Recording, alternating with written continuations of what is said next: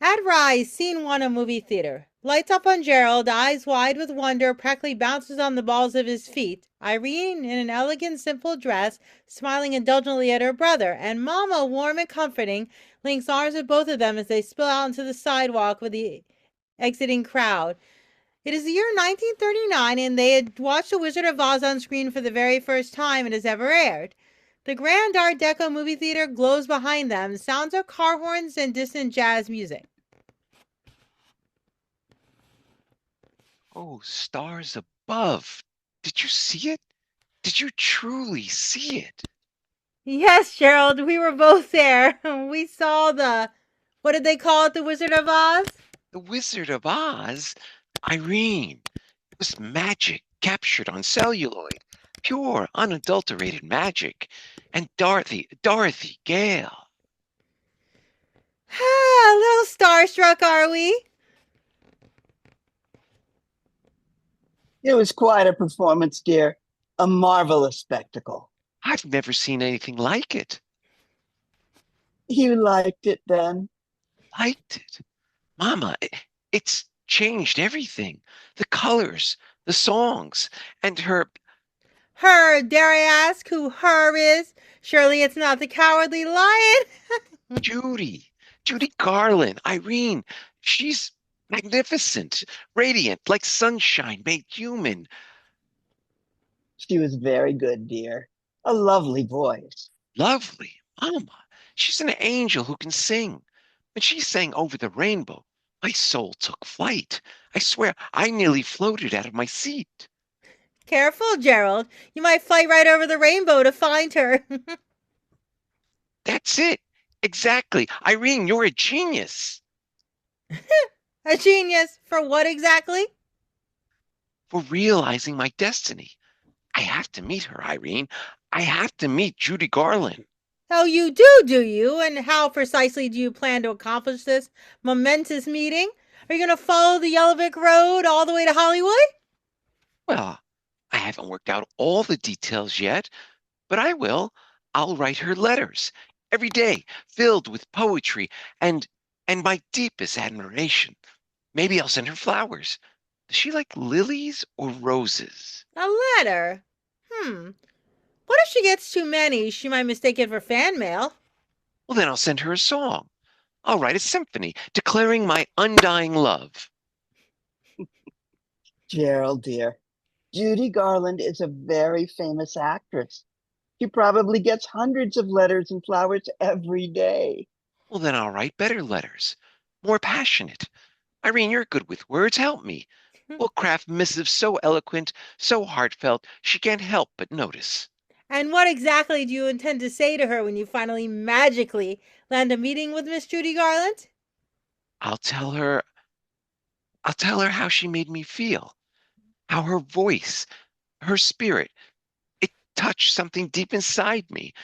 I'll tell her I understand her in a way no one else ever could. Understand her. Gerald, you've seen her in one film. A film where she wore ruby slippers and battled witches. It's more than the film, Irene. It's it's her essence. I felt a connection. Like like we were Meant to what, Gerald?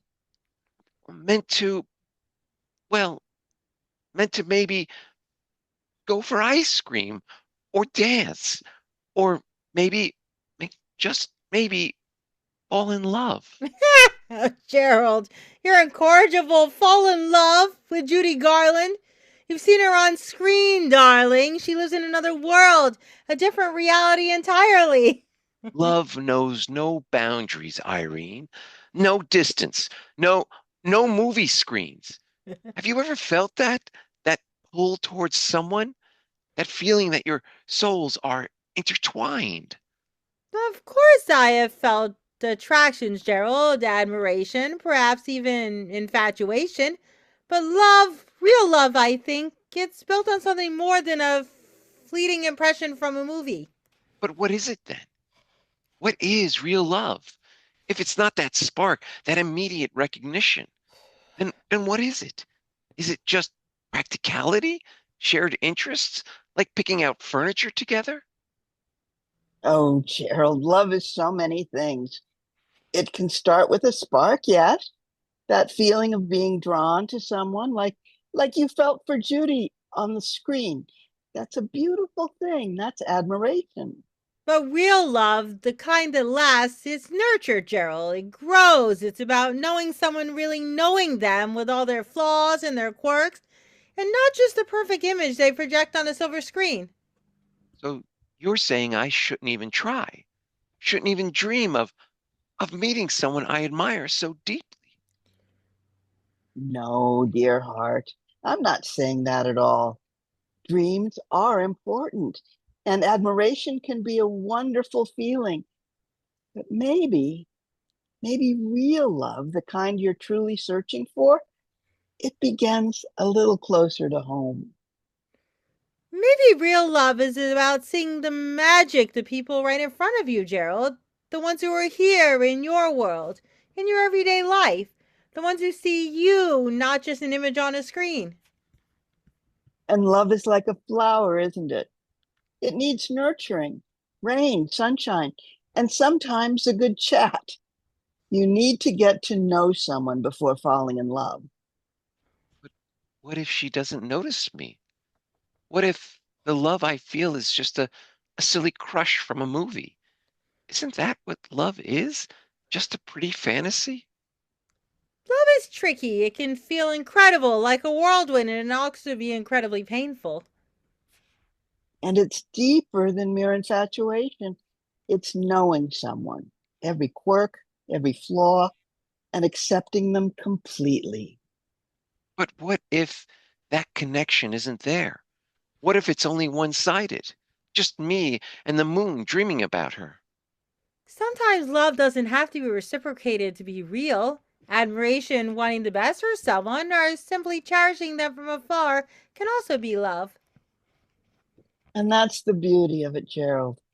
Love can be in the little things, in the way someone smiles, or a shared moment. So Judy Garland is just a dream then? She can be a beautiful dream, Gerald, and dreams can inspire us. But real life and real love, well, they happen right here, sweetheart, with people you can actually reach out and touch. And who knows, maybe one day when you're older, you'll meet someone who makes your heart sing even louder than Judy Garland. Someone who will share your ice cream and dance with you under the real stars, not just the movie ones. Maybe you're right. Come on, my loves. Let's go home and have some of that apple pie I baked, and we can talk more about dreams and love and everything in between. Exactly. Who knows? Maybe one day you'll find someone just as captivating who isn't living behind a screen or a stage. And you will know how to love them because you recognize that feeling in someone else first. Well, I'll still try to write her. A little note wouldn't hurt. As long as you don't get carried away with proposals in your first letter. Oh, let him be, Irene. We could all use a little whimsy in our lives. They exit laughing and teasing each other as the lights fade, transitioning to another scene. Scene 2, a bedroom. Gerald is in his room, starts to write a letter, speaking aloud. Dear Judy, you captured my heart with your song, but I realize I need to search for someone just as magical in my everyday life. Even if I can't meet Judy, she's become more of a dream than a reality. I can see it now. Me and Judy dancing along the yellow brick road. The scene shifts suddenly to a fantasy backdrop as Gerald imagines himself tangoing with an ethereal version of Judy under the stars. As the fantasy fades, Gerald comes back to reality, eyes open wide with understanding. I know now. Judy represents everything I want in someone special. I may never meet her, but I'll always cherish this dream. Curtain closes with a soft melody playing, encapsulating the blend of dreams and reality.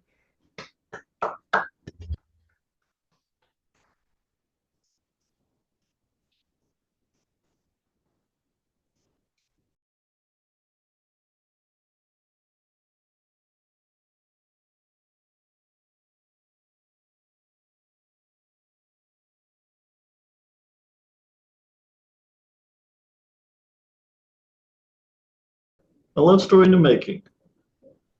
Yeah. Yeah. I had fun with this play. I've read this play before. I love the idea of, uh somebody being infatuated with movie stars. It happens all the time, so there you are.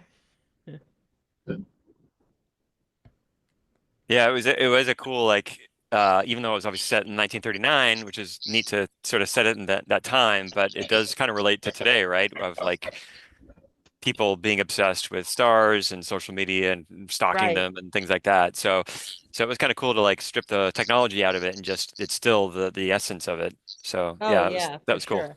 So Yeah. do you think that it was necessary to have the last scene of him writing the letter? Oh yeah, I do. Yeah.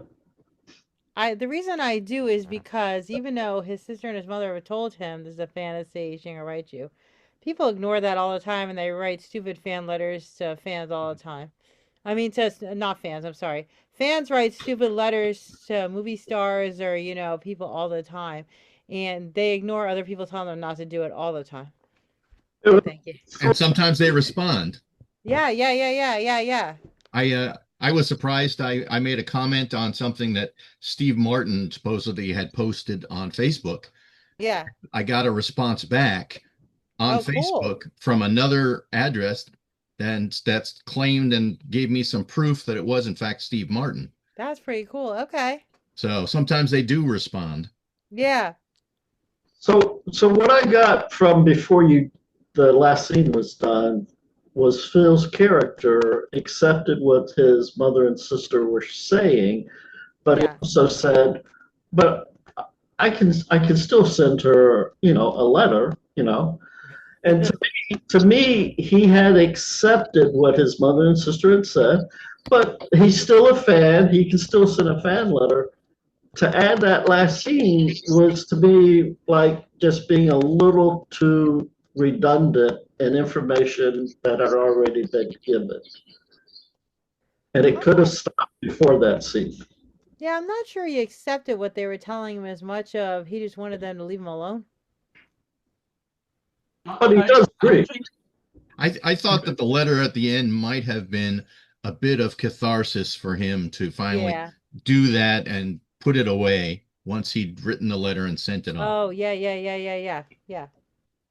What I get from what Stephen is saying is that the point that was being made had been made, right? And I think it would have been tighter if it had ended with him saying, "Yeah, but I'll still write her a letter," and then it would have, I think, had more impact actually as a piece of writing to get across what the author wanted to say. Were the ages? What was Phil's character's age? Did it say in the script? I don't remember. Yeah, he's supposed to be 14. Oh, okay, cool. Yeah, yeah, yeah, yeah, yeah. He's supposed to be a teenager. Yeah. That's when you know it's acting, because He's I'm right. not. I'm supposed to be a teenager too, so there you are. Okay. Yeah. Okay. I'm not either. I should have turned off my video the whole time through. No, you did. All right. Was there any change in this time the script was done from when you'd done it before, Tricia? No, it was the same script exactly. Okay. All right. Yeah. All right. Anyone else comment?